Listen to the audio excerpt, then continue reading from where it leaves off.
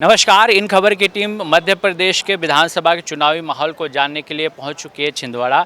इस समय हम छिंदवाड़ा में हैं और छिंदवाड़ा के आम जन लोगों को इस विधानसभा चुनाव को लेके क्या रहे हैं ये जानने के लिए हम पहुंच चुके हैं छिंदवाड़ा। छिंदवाड़ा का बस स्टैंड है और इस समय यहाँ पे काफ़ी सारे लोग मौजूद हैं।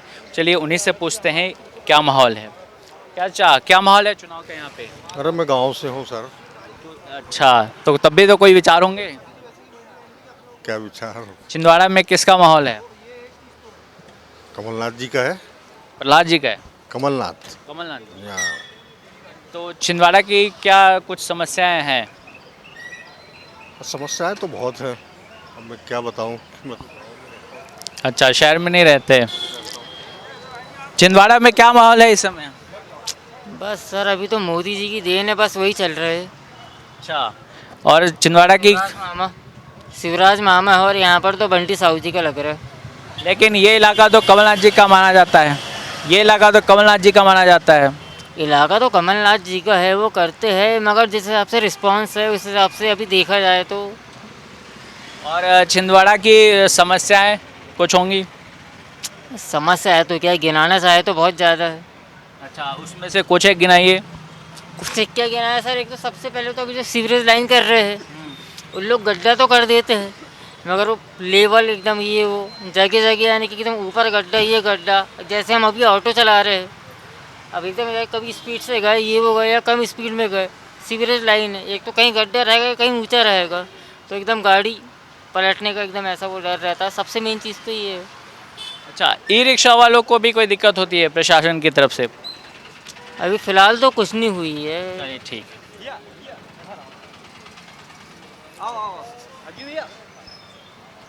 छिंदवाड़ा का क्या राजनीतिक माहौल है भैया इस समय चुनाव को लेके? सर चुनाव को लेके वो ठीक है, पर हम यहाँ बहुत सालों से प्रताड़ित हैं। किस बात से? प्रताड़ित इसलिए सर कि हम लोग को कहा जाता है कि ये छिंदवाड़ा जो है कमलनाथ जी का गढ़ है, माननीय श्रीमान कमलनाथ जी हमारे पूर्व मुख्यमंत्री जी, और कुछ लोग कहते हैं कि बीजेपी का गढ़। हमारे को कोरोना काल में अभी ब्लैक लिस्ट में डाल दिया गया था, ब्लैक लिस्ट में थे हम लोग। मतलब ना भी हमारे जो छिंदवाड़ा के जो बहुत सारे कार थे वो रोक दिए गए थे लॉकडाउन के बाद भी। हमारे यहाँ पे सिम्थ हॉस्पिटल खुल रहा था छिंदवाड़ा में, जो हार्ट स्पेशलिस्ट था। हम जाते हैं मुंबई नागपुर इलाज कराने के लिए, वो छिंदवाड़ा में इलाज हो रहा था, वो काम ही नहीं हुआ, रुका पड़ा है अभी तक। हमारे यहाँ हमने सुने थे कि भैया इंटरनेशनल ग्राउंड खुलने वाला है, इंटरनेशनल ग्राउंड, हवाई पट्टी बनने वाली, कुछ सब काम रोक दिया गया। क्यों रोक दिया गया ये सब? इसलिए ये बोला गया कि भैया छिंदवाड़ा कमलनाथ जी का गढ़ है, इसमें कोई सहयोग नहीं होगा, कोई कुछ यानी प्राप्ति नहीं हुआ। यहाँ पे जो काम चल रहे थे वो सब रुक गए। तो इस विधानसभा चुनाव में किस तरफ माहौल है? बदलाव चाहते हैं सर, हम जनता है यहाँ की, हम यहाँ रहते हैं, हम बदलाव चाहते हैं, हम बंटी साहू जी को जिताना चाहते हैं। अच्छा, आपका भी? देखो वो हमारे जो यहाँ छिंदवाड़ा में वाकई बदलाव होना चाहिए, क्योंकि 70 साल से जो कांग्रेस का गढ़ और कमलनाथ जी का वर्चस्व बहुत ज़्यादा रहा है यहाँ की जनता एक प्रकार से, ये वैसे भी आदिवासी अंचल एरिया, पूरा पहाड़ी हिल टॉप एरिया है, और यहाँ की जो बहुमूल्य धरोहर, यहाँ के वन्य प्राणी और यहाँ का जो महादेव चौरागढ़, तो ये जो सभी चीज़ों का आंकलन देखते हुए तो यही लगता है कि बदलाव बहुत ज़रूरी है, क्योंकि यहाँ का क्षेत्र में कुछ विकास की लहर जो हमेशा उठती है, आवाज़ को दबाई, जनता की आवाज़ को दबा दी जाती है।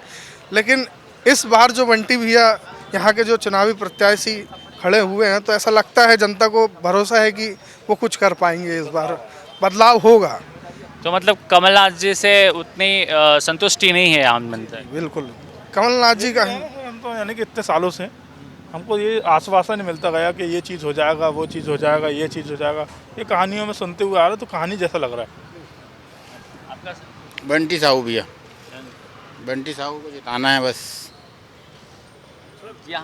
यहाँ की समस्या अगर मैं पूछूं छिंदवाड़ा सिटी की, खासकर छिंदवाड़ा विधानसभा की, क्योंकि कमलनाथ जी यहीं से चुनाव लड़ते हैं और इस बार भी शायद यहीं से लड़ेंगे, तो अगर उनके इतने लंबे समय में यहाँ की क्या समस्या हैं जो अभी तक सॉल्व नहीं हुई हैं? समस्या तो बहुत सारी हैं, मगर अब क्या करें, बंटी साहू पे भरोसा है, वो करेंगे, सब कह रहे हैं, और बंटी साहू जीतेंगे, ऐसा कुछ। समस्या तो यहाँ की ऐसी है कि आदिवासियों ग्रामीण एरिया है, कई बिजली की भी समस्या है, कई ग्रामीण अंचल में पानी की भी समस्या है, पेयजल सुविधा भी उस लायक नहीं है।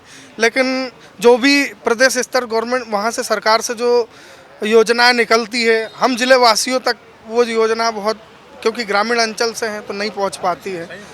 कई ऐसी योजनाएं जो कि हम लोग को नहीं मिल पाती है। तो अब भरोसा जागा है और ये बार बंटी भैया जो हमारे लग रहा है कि ये बार सही प्रत्याशी भाजपा से चुना है और हम सब युवा साथी उनका फुल बहुमत समर्थन सहयोग करते हैं। मतलब गढ़ में भी बदलाव का माहौल है। बिल्कुल बिल्कुल बिल्कुल, हर कोई चाह रहा है और हर कोई यही दिल में चाह रहा है कि बंटी साहू जी बहुमत से, बहुत बहुमत से जीतेंगे और हम फुल सपोर्ट करेंगे उनको। तो जिस तरीके का जो माहौल लग रहा है यहाँ, तो माहौल तो अभी छिंदवाड़ा में नाम तो सिर्फ बंटी भाई का ही चल रहा है, बंटी भैया का, क्योंकि स्टेट में भी गवर्नमेंट बीजेपी की है, सेंट्रल में भी गवर्नमेंट बीजेपी है। तो एक बार यहाँ भी बदलाव की आवश्यकता है। अगर ज़िले में बदलाव आएगा तो केंद्र सरकार और प्रदेश सरकार की सारी योजना यहाँ तक, हम तक और एक एक ग्रामीण क्षेत्र तक पहुँच पाएगी। इसलिए ये बार बंटी भैया और भाजपा की सरकार बनना शुभ है।